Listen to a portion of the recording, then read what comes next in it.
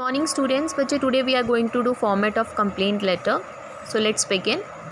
First you have to write sender's address. Sender's address means जो letter लिख रहे हैं, like तुसी letter लिख रहे हो तो तुसी अपना address लिखोगे, ठीक है, अपना address लिखना है. If the letter is provided in the question, sorry if the address is provided in the question, अगर तुहानू एड्रैस जिहड़ा हैगा है वो क्वेश्चन दे विच दिता गया है, then you have to write that address. अगर तुहानू क्वेश्चन दे विच मैंशन नहीं है then you can write it by your own. अगर तुहानू नहीं मैंशन हैगा तो तुसी अपने कोलों एड्रैस कोई भी लिख सकते हो, अपना एड्रैस. क्लीयर है. सेंडर्स एड्रैस मीनस जो लैटर लिख रहा है उन्हें अपना एड्रैस लिखना है. Then arrow means you have to leave one line, ठीक है. Then you have to leave one line, then you have to write date. Date बच्चे don't write in this way, इस तरीके नाल नहीं लिखनी date, you have to write in this way. Clear है. then again leave one line and write receiver's address. receiver's address means जिन्हों तुसी letter लिखते पे हो. for example तुसी किसी कंपनी नूं लिख रहे हो तो इत्थे कंपनी दा एड्रैस आएगा. क्लीयर है. then again you have to leave one line ते उस तो बाद subject. subject means कि regarding तुसी किदे letter लिख रहे हो. for example you are writing a letter for complaint, you are writing a letter for complaint of a washing machine, तो तुसी इत्थे की लिखोगे complaint for a washing machine. Clear है. It is clear to all of you कि अपन ने subject दे विच की लिखना है, complaint for a washing machine या complaint about a washing machine, जो इस रिगार्डिंग भी तुसी लिख रहे हो. I have just told you the example. Clear है. दैन डियर सर मैम जिन्हों आप सैल्यूटेशन बोलते हैं, ठीक है. Then again you have to leave one line, then you have to write main body.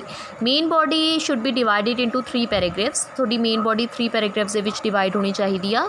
First paragraph की है जिहदे विच तुसी इंट्रो देनी है. इंट्रो मीनस कि जो भी तुसी प्रोडक्ट है उहदे बारे फुल डिटेल देनी है. फॉर एग्जाम्पल कि प्रोडक्ट की है, प्रोडक्ट लाइक वॉशिंग मशीन है, कुछ होर है, ठीक है, माइक्रोवेव है, जो भी है. Then you have to write bill number, bill number है जो. Then you have to write purchasing date, जो भी तुसी डेट नूं उहनूं परचेज कीता है. Then come to the second paragraph. इत्थे तुसी प्रॉब्लम्स डिस्कस करनियां ने कि तुसी की प्रॉब्लम्स फेस कर रहे हो उस प्रोडक्ट नूं लैके. Then last is your third paragraph. वो तुसी कंक्लूजन लिखनी है. कंक्लूजन फॉर एग्जाम्पल कि whether you want to replace the product, कि तुसी उन्होंने रीप्लेस करना चाहते हो, रेटिफाई रिपेयर करवाना चाहते हो या अपने पैसे वापस करवाना चाहते हो. ठीक है. Then complimentary closure means thanking you yours faithfully, ये सब कुछ. This is your format of letter. ठीक है. फॉर्मेट ऑफ लेटर अगर थोड़ा करैक्ट होगा तो थोनों अच्छे लाइक मार्क्स हैं जोड़े वो सही मिलणगे. Let's see the marking scheme. See, format of letter ਦੇ ਵਿੱਚ ਬੱਚੇ ਸਭ ਤੋਂ ਪਹਿਲਾਂ ਤੁਹਾਡਾ senders address, then date, then receivers address, then subject, then salutation, ਫਿਰ complimentary closure. ठीक है. ਇਹਦੇ ਤੁਹਾਨੂੰ 1 ਮਾਰਕ ਮਿਲਣਗੇ. ਅਗਰ ਤੁਹਾਡਾ format properly ਸਹੀ ਹੈ ਤਾਂ ਇਹਦੇ 1 ਮਾਰਕ ਮਿਲਣੇ ਆ. then ਫਿਰ ਤੁਹਾਨੂੰ ਆਉਂਦਾ ਹੈ content. content ਦੇ ਵਿੱਚ ਜੋ ਵੀ ਤੁਸੀਂ ਅੰਦਰ body, main body ਦੇ ਵਿੱਚ ਜੋ ਵੀ ਤੁਸੀਂ ਲਿਖਣਾ ਹੈ ਉਹ ਆ ਜਾਂਦਾ, ਉਹ 3 ਮਾਰਕਸ ਦਾ ਹੋਏਗਾ. दैन आंदा एक्सप्रैशन. एक्सप्रैशन मीनस कि तुसी ग्रामैटिकली जोड़े लिख रहे हो वो सही लिख रहे हो, जोड़े वर्ड्स हैं वो एप्रोप्रिएट हैं, स्पैलिंग सही है, जो थोड़ा आइडिया है वो सही है. ये दोनों दे 1 मार्क. क्लीयर है. मीनस ये टोटल किन्ने मार्क्स का होएगा एक्सप्रैशन 2 मार्क्स का. तो टोटल तुहानू 6 मार्क्स स्कोर करने हैं ये. क्लीयर है. अगर थोड़ा ये सब कुछ सही है then you can score 6 marks. Then come to the letter now. See बच्चे एक ही है थोड़ा सेंडर्स एड्रैस, जो लाइक जो लिख रहे हैं लेटर ये ओदा एड्रैस है. लाइन छोड़ के then you have to write date, then you have to write receiver's address जिन्हों तुसी भेज रहे हो. फॉर एग्जाम्पल किसी इलैक्ट्रॉनिक कंपनी नूं भेज रहे हो, then you have to write their address. ठीक है. दैन सब्जेक्ट रिगार्डिंग किदे आ. For example complaint about a washing machine है, then you have to write here that. Then आ जाता है थोड़ा सैल्यूटेशन.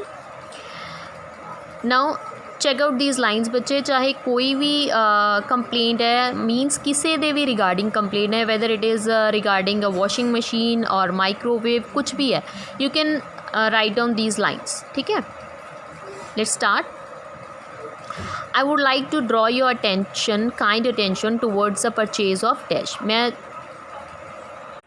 मैं ਤੁਹਾਡਾ ਧਿਆਨ ਕਿਹਦੇ ਵੱਲ ਲੈ ਕੇ ਜਾਣਾ ਚਾਹੁੰਦਾ ਹੈ, ਜੋ ਮੈਂ ਪਰਚੇਜ਼ ਕੀਤਾ ਹੈ, ਜੋ ਮੈਂ ਖਰੀਦੀ ਹੈ ਵਾਸ਼ਿੰਗ ਮਸ਼ੀਨ। ਠੀਕ ਹੈ, ਵਾਸ਼ਿੰਗ ਮਸ਼ੀਨ ਮੈਂ ਜਸਟ ਐਨ ਐਗਜ਼ਾਮਪਲ ਲਿਖਿਆ ਬੱਚੇ। ਇੱਥੇ ਤੁਸੀਂ ਕੋਈ ਵੀ ਜੋ ਵੀ ਪ੍ਰੋਡਕਟ ਹੈ ਉਹਦਾ ਨਾਮ ਲਿਖ ਸਕਦੇ ਹੋ, ਮਾਡਲ ਨੰਬਰ ਕੋਈ ਵੀ ਲਿਖ ਸਕਦੇ ਹੋ, from your shop, showroom, company. ਮਤਲਬ ਤੁਹਾਡੀ ਸ਼ੋਪ ਤੋਂ ਸ਼ੋਰੂਮ ਹੈ, ਅਗਰ ਕੰਪਨੀ ਹੈ ਤੁਸੀਂ ਤਿੰਨਾਂ ਦੇ ਵਿੱਚੋਂ ਜੋ ਵੀ ਮੈਂਸ਼ਨ ਹੋਊਗਾ ਉਹ ਲਿਖ ਸਕਦੇ ਹੋ। क्वेश्चन ਦੇ ਵਿੱਚ अगर शॉप है तो तुसी शॉप मैंशन करोगे, अगर शोरूम है तो तुसी शोरूम मैंशन करोगे, अगर कंपनी है तो तुसी कंपनी लिखोगे। क्लीयर है।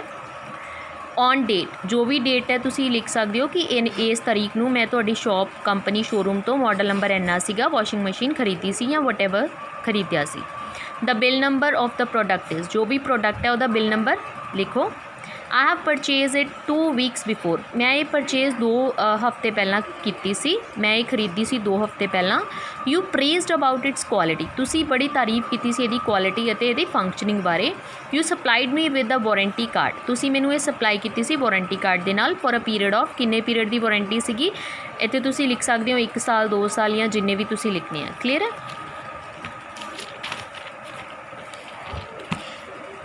ਹੁਣ ਇਹ ਚੈੱਕਆਊਟ ਦਿਸ ਬੱਚੇ ਦੇਖੋ, ਚੈੱਕਆਊਟ ਦਿਸ ਪੈਰਾਗ੍ਰਾਫ। ਤੁਸੀਂ ਇਹਦੇ ਵਿੱਚ ਟੋਟਲੀ ਜੋ ਵੀ ਲਿਖਿਆ ਉਹ ਸਾਰਾ ਕਿਹਦੇ ਬਾਰੇ ਲਿਖਿਆ, ਪ੍ਰੋਡਕਟ ਬਾਰੇ ਲਿਖਿਆ ਹੈ। ਇੰਟਰੋਡਕਸ਼ਨ ਦਿੱਤੀ ਹੈ ਤੁਸੀਂ ਪ੍ਰੋਡਕਟ ਬਾਰੇ। ਕਲੀਅਰ ਹੈ। ਇਹ ਤੁਹਾਡਾ ਫਸਟ ਪੈਰਾਗ੍ਰਾਫ ਹੋ ਗਿਆ ਜਿਹਦੇ ਵਿੱਚ ਟੋਟਲੀ ਤੁਸੀਂ ਕਿਹਦੇ ਬਾਰੇ ਲਿਖਣਾ ਹੈ, ਪ੍ਰੋਡਕਟ ਦੇ ਬਾਰੇ। Next then come to the second paragraph. But after few weeks it is not functioning properly, but कुछ हफ्ते बाद ये प्रॉपरली काम नहीं कर रही सी। It creates a loud noise, ये की क्रिएट कर रही सी, बहुत ज़्यादा लाउड नॉइज़ कर रही है create. And stop all of a sudden, तो एकदम रुक जाती है, चलते चलते एकदम रुक जाती है। Our clothes do not get properly wash, साढ़े जोड़े कपड़े ने प्रॉपरली वॉश नहीं हो पा रहे। एंड रिमेन डर्टी, तो वो की रह रहे हैं, गंदे रह रहे हैं। The problem of leakage is also there, कहते लीकेज की भी प्रॉब्लम है। हुण ये साडी की है सैकेंड पैराग्राफ के जो भी असी प्रॉब्लम फेस कर रहे हैं ये असी वो डिस्क्राइब किया है। Then come to the third paragraph. You know that dash is a domestic necessity, इत्थे जो भी प्रोडक्ट है तुसी वो लिखोगे कि ये एक घरेलू नसैसिटी है। And the machine is with in the guarantee period, तो जी ये मशीन है, जो भी प्रोडक्ट है ये वारंटी पीरियड के अंदर है। I request you to replace it, इसलिए मैं रिक्वेस्ट करदा कि इनू रीप्लेस किया जाए। और ask your engineer to repair it, या अपने इंजीनियर नू कहो कि इनू रिपेयर कर दे। तुसी ये ऐड कर सकते हो। I hope you will not give me the opportunity to move to the consumer court, मैं होप आशा करदा कि तुसी मैनू ये मौका नहीं दोगे कि मैं कंज्यूमर कोर्ट जावां। क्लीयर है बच्चे। हुण थर्ड पैराग्राफ दे विच असी की कंक्लूड मतलब जो भी असी प्रोडक्ट दा पहला फर्स्ट पैराग्राफ दे विच असी की दिता सी इंट्रो, सैकेंड दे विच प्रॉब्लम डिस्कस कीती सी, थर्ड पैराग्राफ दे विच साडा की है कंक्लूजन है, ये ऐड ऑन कर सकते हैं आप। And last is your complimentary closure, thanking you and all that. Clear है। I hope it is clear to all of you.